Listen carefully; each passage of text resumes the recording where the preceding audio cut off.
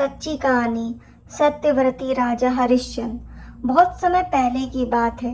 भारतवर्ष में कौशल देश के राजा हरिश्चंद्र का राज था।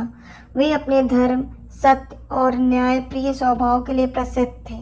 उनकी प्रसिद्धि इतनी फैली हुई थी कि देवताओं तक को आश्चर्य होता था कि कोई मनुष्य इतना सत्यवादी कैसे हो सकता है।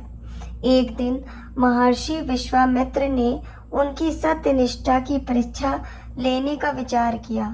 उन्होंने स्वप्न में राजा को दर्शन दिए और कहा कि उन्होंने यज्ञ किया है जिससे राजा को दान देना होगा।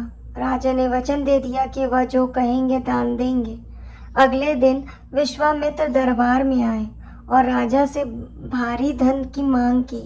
राजा ने तुरंत ही अपनी सारी संपत्ति दान में दे दी, पर ऋषि ने कहा कि अभी दान पूरा नहीं हुआ है, अब उन्हें राज भी छोड़ना होगा। राजा ने बिना झिझक सब कुछ छोड़ दिया। राज, सिंहासन, धन, वैभव और अपनी पत्नी तारामती और पुत्र रोहिताश्रव के साथ बनारस आ गए।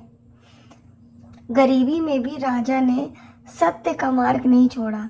जीविका चलाने के लिए उन्होंने एक चंडाल के यहाँ नौकरी की, जहाँ उन्हें मृत लोगों का अंतिम संस्कार करना होता था और कर वसूलना पड़ता था।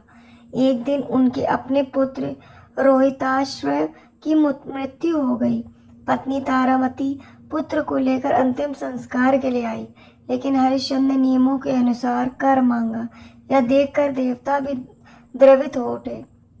राजा की सत्यनिष्ठा और धर्मपरायणता से प्रसन्न होकर भगवान विष्णु और देवताओं ने दर्शन दिए। उन्होंने कहा कि यह सब एक परीक्षा थी।